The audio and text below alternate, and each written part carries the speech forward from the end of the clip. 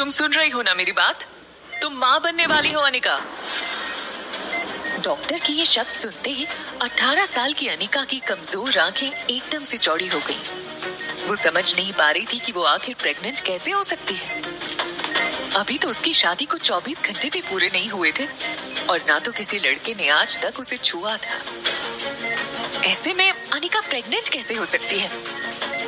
जितनी शॉक्ड अनिका थी उतने ही शॉक्ड उसके पापा भी थे, जो वहीं डॉक्टर के कैबिन में खड़े मानो आने वाले तूफान को भांप रहे थे। तभी डॉक्टर ने गौतम से कहा, देखिए मिस्टर गौतम गुलेरिया, मैं समझ सकती हूँ कि आप दोनों इस वक्त बहुत परेशान होंगे, मगर आप लोग कोई भी फैसला लें उसके पहले मैं एक बात बता दूं कि प्रेगनेंसी 4 महीने पार हो चुकी है, so abortion is out of question. Anika को लग रहा था कि हो ना हो डॉक्टर से जरूर कोई गलती हुई होगी, इसीलिए नर्स के सहारे खड़ी होते हुए कमजोर अनिका ने थोड़ी ताकत जुटाकर डॉक्टर को डांट दिया, ये आप क्या कह रही हैं? ये नामुमकिन है। लेकिन डॉक्टर कुछ बोले उसके पहले ही गौतम गुस्से से तिलमिलाकर अनिका के पास आए और उसे जोर से थप्पड़ मार दिया। इसका जवाब डॉक्टर को नहीं तुम्हें देना है बेशरम। अक्सर कार की बैक सीट पर बैठने वाले गौतम आज अनिका को पीछे बिठाकर खुद ड्राइवर के साथ वाली सीट पर बैठ गए थे, मानो ऐसा करके वो अनिका को अपनी नाराजगी जता रहे हों। अनिका जानती थी कि एक बेटी होने के नाते आज उसने अपने पिता को दुनिया का सबसे बड़ा दुख दिया था। एक बिन बेहाई माँ बनकर इतना दुख उन्हें अनिका की माँ के गुजरने पर भी नहीं हुआ होगा।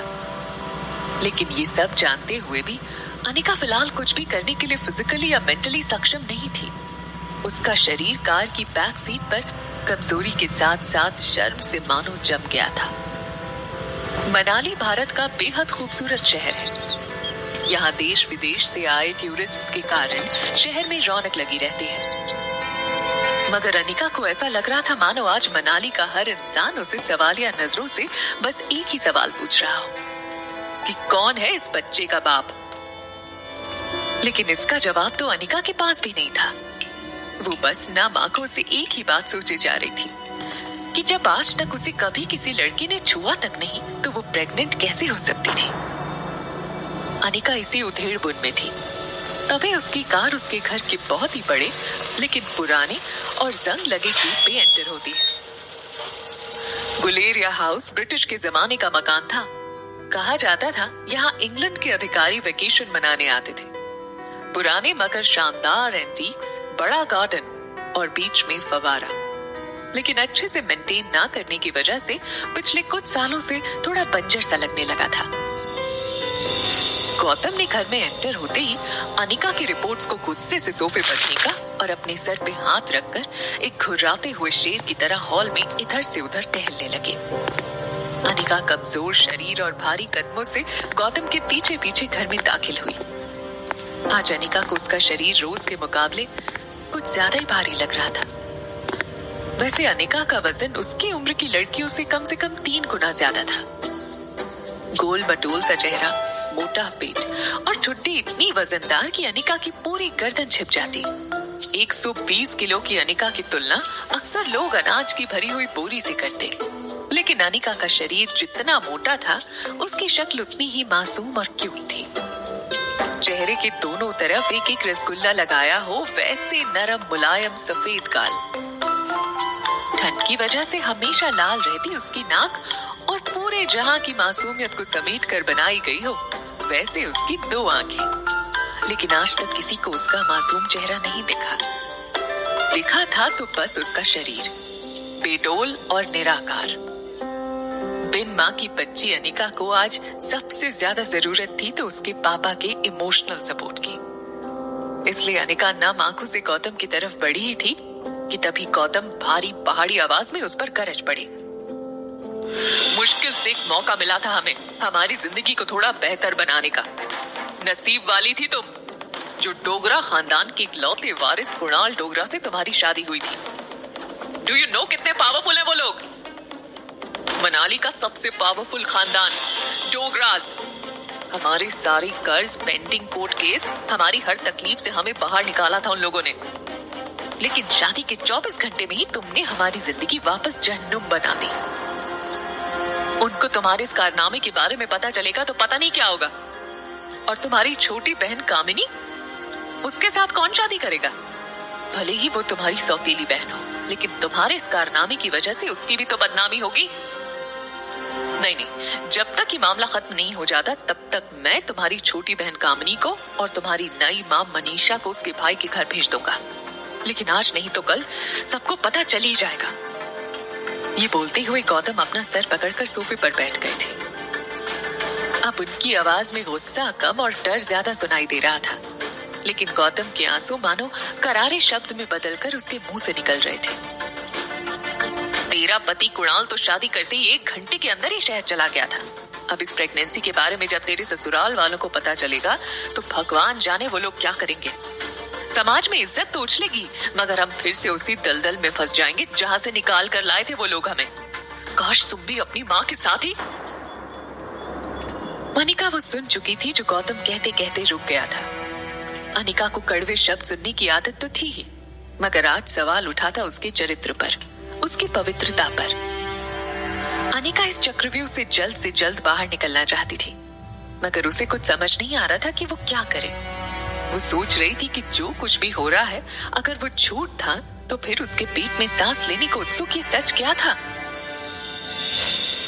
अगले दिन गौतम ने घर में लगे सारे सीसीटीवी कैमरे के पिछले 5 महीने की फुटेज मंगवाई और बारीकी से देखने के बाद वो ये जानकर हैरान हो गया था कि पिछले 5 महीनों से छोटी मोटी बीमारी के चलते अनिका घर के बाहर कहीं गई ही नहीं थी।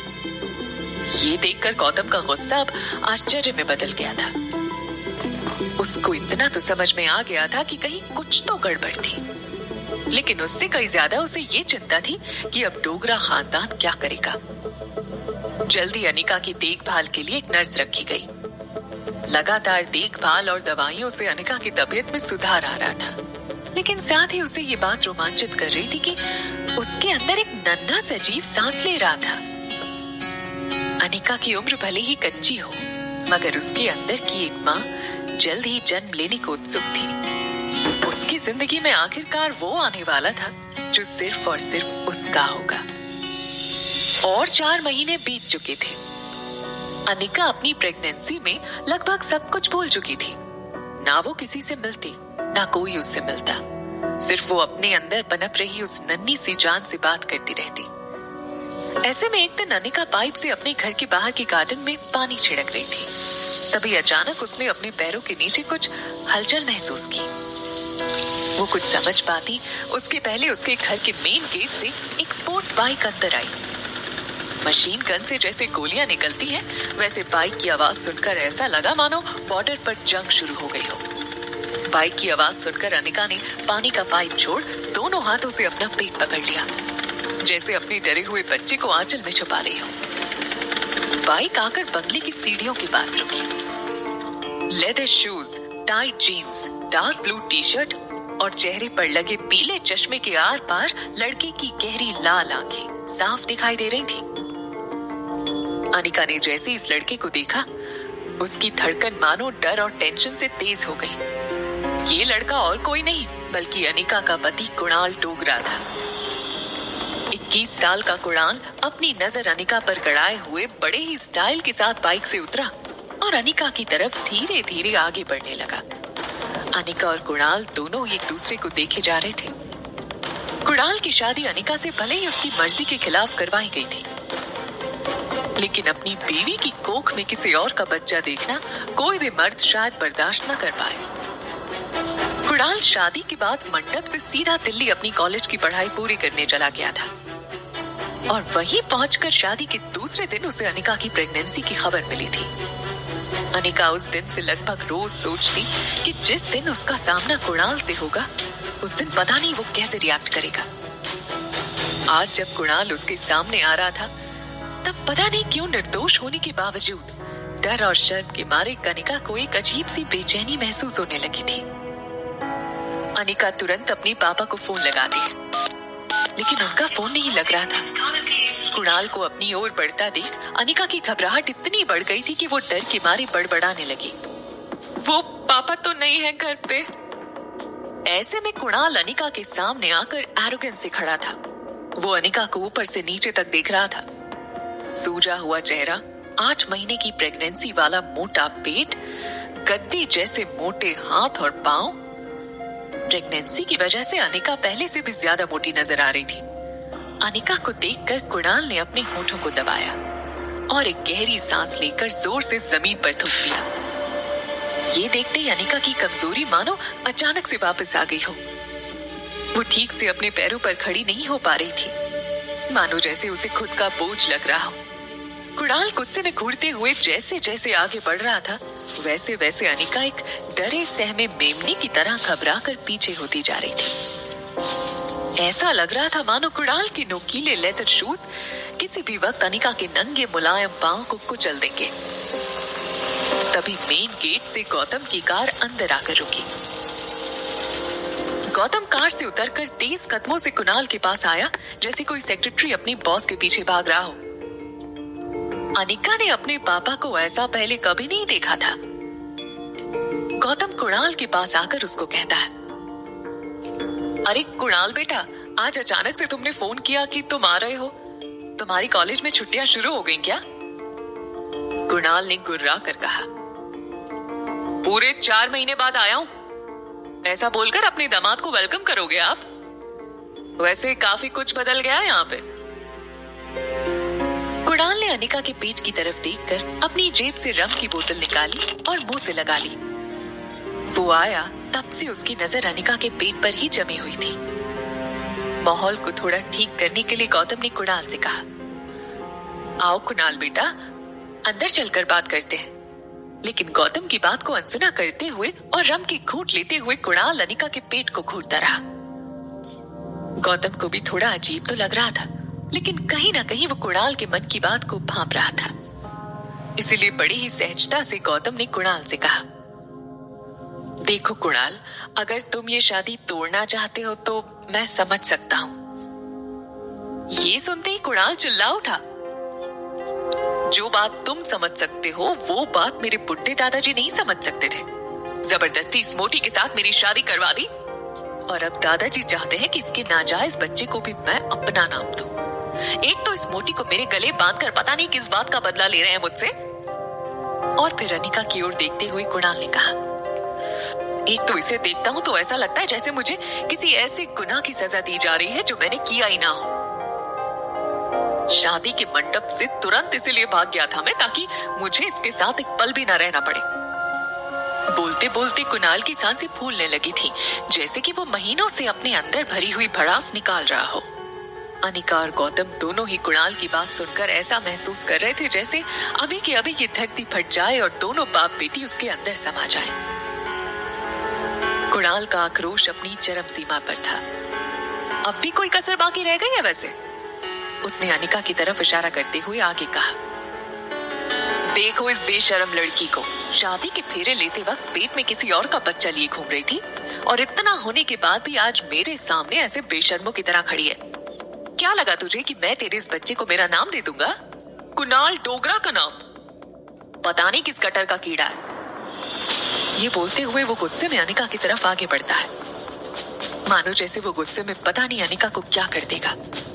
लेकिन तभी शराब की वजह से कुणाल के पैर लड़खड़ाए और वो अपना बैलेंस खो बैठा। लेकिन तुरंत गौतम ने आगे आकर कुणाल को पकड़कर संभाल लिया। अनिका कुणाल की बातें सुनकर जितना ज्यादा हर्ट थी, उतनी ही ज्यादा गुस्से में भी थी। वो भले ही अपने मोटापे की वजह से ऐसी सब बातें सुनने की आदी थी, मगर अभी उसे इस बात पर कुणाल से ज्यादा खुद पर घिन आ रही थी कि कोई उसके होने वाले बच्चे को गाली दे रहा था और वो मजबूर खड़ी सुन क्यों रही थी। बच्चे का ख्याल आते ही न जाने कैसे अचानक अनिका के अंदर अजीब सी हिम्मत आ गई और बिना कुछ सोचे वो बोल पड़ी, मैं इस शादी को नहीं मानती। ये सुनकर गौतम और कुणाल दोनों शॉक थे। कुणाल सोच रहा था कि कल की आई पित्ती सी लड़की में इतनी हिम्मत कहां से आ गई कि वो मेरे यानी कुणाल डोगरा के सामने ऐसे बोले। लेकिन इसके पहले कि वो कुछ रिएक्ट कर पाता, गौतम ने बात को संभालते हुए कुणाल से कहा कि इस वक्त अनिका की तबीयत ठीक नहीं है, इसीलिए तुम उसकी बातों पर ध्यान मत दो। और रहा सवाल बच्चे का, तो उसके पैदा होते ही उसे अनिका से हमेशा के लिए अलग कर दिया जाएगा, मेरा यकीन करो। अपने पिता की ये बात सुनकर अनिका को ऐसा लगा जैसे किसी बड़े से ट्रक ने उसे पीछे से टक्कर दे मारी हो और वो जिंदगी और मौत के बीच जूझ रही हो। टेंशन में अनिका की सांसें फूलने लगी और एक पल के लिए वो सांस लेना चूक गई। ठीक उसी पल में अचानक से अनिका के पेट में जोरों से दर्द शुरू हो गया। दर्द के मारे अनिका एक झटके से अपने पीठ के बल गिरी और ओझल होती आंखों से उसने देखा कि गौतम दौड़कर उसके पास आ रहा था।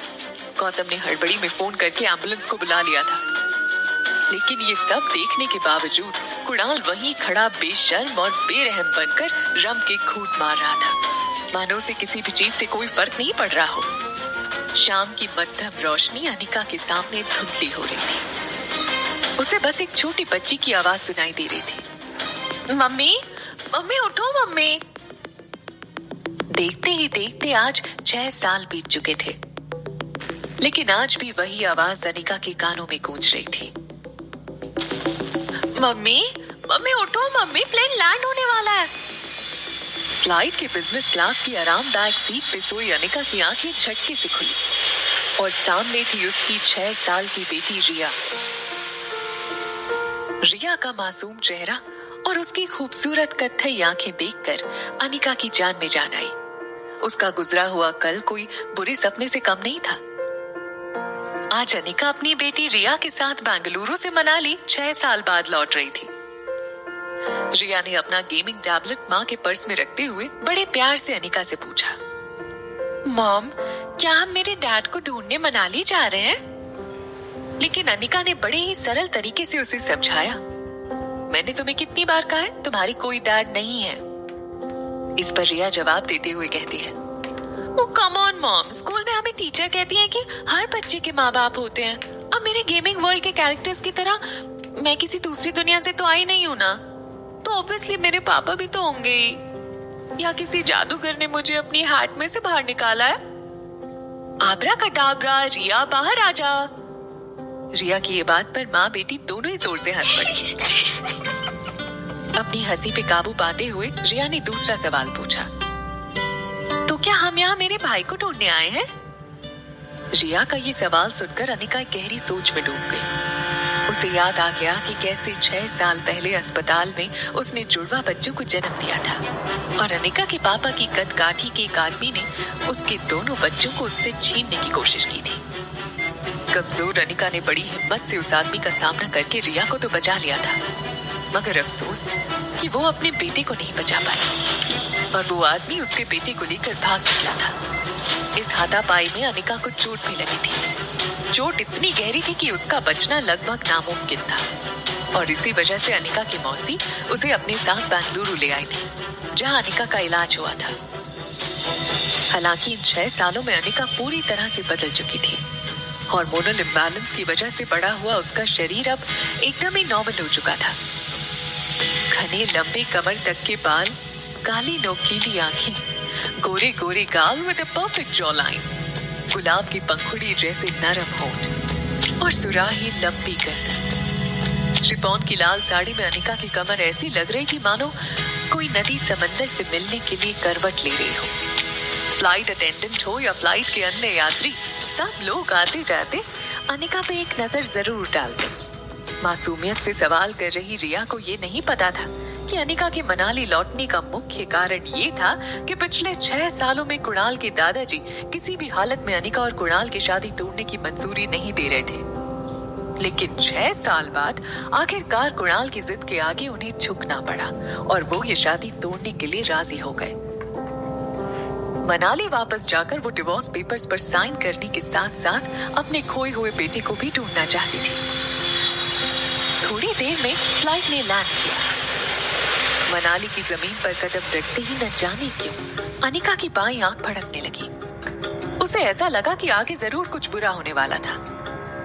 वो ये सोचकर लगेज काउंटर की तरफ बढ़ ही रही थी कि तभी उसकी नजर पीछे की तरफ पड़ी, जहां फ्लाइट के सभी यात्री मुस्कुराकर उसी को देखते हुए आगे बढ़े जा रहे थे, मानो सब उसकी खूबसूरती में गुम होकर उसके पीछे पीछे चले आ रहे हो। अनिका थोड़ी कॉन्शियस होकर और रिया को संभालते हुए फटाफट आगे चलने लगी। लगेज काउंटर पर से जैसे ही अनिका अपना लगेज लेने के लिए झुकी, फटाक से 3 और लोग भाग कर आए और उसका लगेज उठाकर अनिका को देने लगे, मानो सब इसी बहाने अनिका से बात करने की कोशिश करना चाहते हो। अनिका चुपचाप अपना लगेज ट्रॉली पर डालकर और रिया का हाथ पकड़कर एयरपोर्ट के बाहर की तरफ निकलने लगी। तभी उसके फोन पर उसके पापा गौतम का फोन आया। अनिका के फोन उठाते ही गौतम ने बिना कोई खैर खबर पूछे अनिका से कहा, कुणाल तुम्हें लेने एयरपोर्ट आ रहा है, उसके साथ सीधे घर आ जाना। यहाँ तुम्हें 2 पेपर साइन करने हैं, एक डिवोर्स पेपर्स और दूसरे वो। इतना कहकर गौतम अटक गया और फिर सोचकर आगे कहा कि खैर तुम घर आओ, मैं तुम्हें सब बताता हूँ। अनिका ने भी बिना कुछ कहे फोन काट दिया। जैसा कि गौतम ने कहा था, कुणाल एयरपोर्ट के बाहर बड़ी ही बेसब्री से अनिका का वेट करते हुए खड़ा था। 6 सालों में कुणाल भी काफी बदल चुका था। अब वो एक स्टूडेंट नहीं बल्कि एक बिजनेसमैन था। डार्क ब्राउन कलर का कड़क सूट, शार्पली कटे हुए और जेल से सेट किए हुए बाल और ट्रिम की हुई दाढ़ी में कुणाल की पर्सनालिटी तो निखर रही थी, मगर उसके तेवर अब भी वही थे, रूड और एरोगेंस से भरपूर।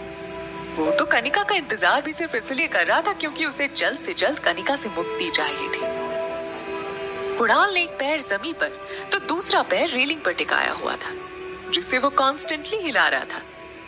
एग्जिट डोर की तरफ देखते हुए कुणाल ने बड़ी ही बेसब्री से अपने ड्राइवर से कहा, आज तक इस दुनिया में किसी आदमी को डिवोर्स मिलने की इतनी ज्यादा खुशी नहीं हुई होगी। किसी भी कीमत पर आज ही उस मोटी से मैं डिवोर्स पेपर्स पर साइन करवा लूंगा। कुणाल के ड्राइवर राजू ने बीड़ी फूंकते हुए कहा,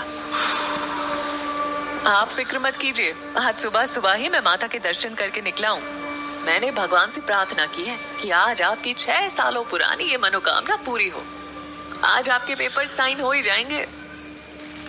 ये सुनकर कुणाल ने बड़े ही कटीले अंदाज में कहा, अब सिर्फ डिवोर्स नहीं चाहिए, अनिका की कंपनी भी तो चाहिए जो उसकी मरी हुई माँ उसके नाम करके गई थी। राजू, जिसने अपने हाथ में अनिका के नाम का बोर्ड पकड़ा हुआ है, वो उस बोर्ड को सीधा करते हुए कहता है, अरे वो फैक्ट्री भी मिल जाएगी, फिक्र नॉट। तभी कुणाल के दिमाग में कुछ आता है और वो ड्राइवर से कहता है, अच्छा सुन, उसको देखते ही हमेशा मेरा मूड ऑफ हो जाता है और आज इतने अच्छे दिन पर मैं अपना मूड खराब नहीं करना चाहता, इसलिए मैं उल्टा घूम के खड़ा हो जाता हूँ, ठीक है? तूने भले ही उसे ना देखा हो, लेकिन तेरे हाथ में उसके नाम का बोर्ड देखकर वो तेरे पास आ ही जाएगी।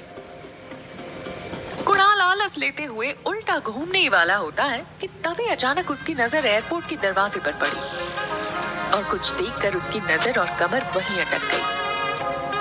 कुणाल ने एयरपोर्ट से बाहर आते हुए एक लड़की को देखा तो वो देखता ही रह गया, मानो जैसे उसने आज से पहले किसी खूबसूरत लड़की को देखा ही ना हो। उस लड़की को देखकर कुणाल के मुंह से निकल ही जाता है कि यार, इतनी खूबसूरत लड़की तो मनाली में कभी दिखी ही नहीं।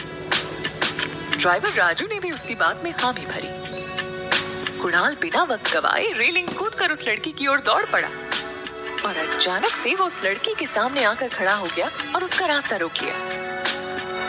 ये खूबसूरत लड़की और कोई नहीं बल्कि अनिका थी। कुणाल इस बात से बिल्कुल अनजान था। अचानक कुणाल को अपने सामने देखकर अनिका हैरान थी। उसे एक ही पल में वो सब कुछ याद आ गया जो वो हमेशा से भूलना चाहती थी। अनिका एक पल के लिए सहम गई और उसको लगा कि कहीं पहले की तरह कुणाल फिर से उसकी इंसल्ट न कर दे, और इसीलिए अनिका सीधा कुणाल को थप्पड़ जड़ देना चाहती थी। मगर वो अपनी बेटी रिया के सामने कोई तमाशा नहीं करना चाहती थी। और तभी अचानक कुणाल बोल पड़ा, हेलो मिस गॉर्जियस, आप मनाली में पहली बार आई लगती हैं, क्योंकि अगर पहले आई होती तो ये तो पॉसिबल नहीं है कि अब तक आप मेरी नजरों से अननोटिस्ड रहती। अनिका को पहले तो कुछ समझ में नहीं आया, लेकिन अगले ही पल वो समझ गई कि कुणाल उसे पहचान नहीं पाया था। अनिका ने रिया की तरफ देखा तो वो अपने टैब में वीडियो गेम खेलने में मस्त थी, और क्योंकि उसने हेडफोन पहने थे उसे आसपास की कोई बात सुनाई नहीं दे रही थी। ये देखकर अनिका को राहत मिली। अनिका कुणाल की बात को अवॉइड करते हुए वहां से साइड होकर टैक्सी को आवाज देने लगी। Taxi, taxi. अनिका नहीं चाहती थी कि कुणाल उसे पहचाने, लेकिन कुणाल भी हार मानने वालों में से थोड़ी था। कुणाल ने उसकी तरफ भागकर फिर से उसका रास्ता रोक दिया। अरे अरे, टैक्सी की क्या जरूरत है, मैं अपनी गाड़ी में आपको जहाँ चाहे छोड़ देता हूँ ना। और एक मिनट, ये नन्ही गुड़िया कौन है? ये कहते हुए उसने रिया की तरफ इशारा किया और उसके गाल पर हाथ फिराया। लेकिन रिया जब टैब पर गेम खेल रही थी तब उसे कोई डिस्टर्ब करे वो उसे बिल्कुल अच्छा नहीं लगता, इसलिए टैब से बिना ऊपर देखे उसने अपना गाल झटक लिया। ऐसा करने में रिया के कान से हेडफोन नीचे की तरफ स्लाइड होकर गिर के उसके कंधे पर आ गए थे, लेकिन अभी भी उसका ध्यान वीडियो गेम खेलने में ही था। अनिका टैक्सी ढूंढने में बिजी हो गई, लेकिन कुणाल पीछे पीछे आकर उससे एक नहीं तो दूसरे तरीके से बात करने की कोशिश करता रहा। ओह, समझ गया, ये आपकी छोटी बहन है ना? ये सुनकर रिया जोर जोर से हंस पड़ी। तभी कुणाल को वापस गौतम का फोन आया। कुणाल ने जैसे ही फोन उठाया, गौतम ने पूछा, क्या तुम्हें अनिका दिखी? कुणाल ने बड़ा ही तीखा जवाब देते हुए कहा, ना दिखने के लिए आपकी बेटी कोई सुई तो है नहीं। जब वो गेट से बाहर आएगी तो सिर्फ वो ही दिखेगी, बल्कि उसके पीछे खड़े लोग भी दिखना बंद हो जाएंगे। हाँ। और वो रूडली फोन काट देता है। कुणाल की बात सुनकर अनिका को अंदाजा हो गया था कि वो पक्का उसी के बारे में बात कर रहा था। अनिका को कुणाल पर बहुत ही ज्यादा गुस्सा आ रहा था, लेकिन उसे बस अब जल्दी से टैक्सी चाहिए थी। वो पूरे जोश और गुस्से के साथ जोर से चिल्लाई, टैक्सी! ये सुनकर कुणाल और ज्यादा इंप्रेस हो गया था और बड़े ही मीठे अंदाज में बोला, सुनिए मिस, मैं आपको छोड़ देता हूँ ना। वैसे भी मैं जिसे लेने आया था लगता है वो आई ही नहीं। आप अगर बेंगलुरु की फ्लाइट में आई हैं तो आपने फ्लाइट में किसी बेहद मोटी औरत को देखा होगा। ये सुनकर अनिका एक पल को रुकी और उसने कुणाल की तरफ मुड़कर देखा। कुणाल आगे कहता है, दरअसल 6 साल पहले वो 120 किलो की थी और अब 6 साल में तो उसने पक्का डबल सेंचुरी पार कर ही ली होगी। अनिका बिना कुछ बोले कुणाल की बातें सुनकर सोच रही है कि पता नहीं क्या क्या सोच रहा है वो उसके बारे में। अपनी बातों को सुनते हुए कुणाल अनिका को देखता है तो वो उसे इम्प्रेस करने के चक्कर में और उसे हंसाने के लिए आगे कहता है, वैसे मुझे लगता है कि फ्लाइट वालों ने उसे बिठाने से मना कर दिया होगा। कहा होगा कि अगर तुम बैठोगी तो फ्लाइट कैसे उड़ेगी। कहते हुए वो खुद भी हंसता है और उम्मीद करता है कि उसके जोक से अनिका को भी हंसी आएगी, लेकिन अनिका बड़े ही ठंडे तरीके से उसको देखती रही। अनिका को हंसता हुआ ना देखकर कुणाल ने भी अपनी हंसी को रोका और बोला, अजी छोड़िए, मैं भी किसकी बातें लेकर बैठ गया। कहाँ आप और कहाँ वो। तभी एक टैक्सी अनिका के पास आकर रुक गई। दूसरी तरफ पीछे से कुणाल का ड्राइवर हाथ में अनिका गुलेरिया का बोर्ड लेकर दौड़ा चला आ रहा था। वो आकर कुणाल के बाजू में खड़ा हो गया, मानो वो कुणाल को कुछ बताने आया हो। अनिका ने जल्दी जल्दी में रिया को टैक्सी में बिठाया और खुद जब टैक्सी में बैठने जा रही थी तब कुणाल ने थोड़ा मायूस होते हुए कहा, वैसे आपको मनाली में किसी भी चीज की जरूरत हो तो सिर्फ एक ही नाम याद रखिएगा, कुणाल डोगरा। किसी से भी मेरा नाम पूछिएगा, मेरे घर तक छोड़ जाएगा आपको। टैक्सी वहां से निकलने ही वाली थी कि तभी कुणाल ने टैक्सी रोकी और विंडो के पास झुककर बड़े ही फ्लर्टियस अंदाज में कहा, अरे मिस आप नाम तो बताती जाओ। ये सुनकर अनिका ने कुणाल को देखते हुए अपनी आंखों से काला चश्मा निकाला और बड़े ही तेज और कटीली नजर से कुणाल को देखते हुए बिना किसी भी हाव भाव से धीरे से कहा, अनिका गुलेरिया।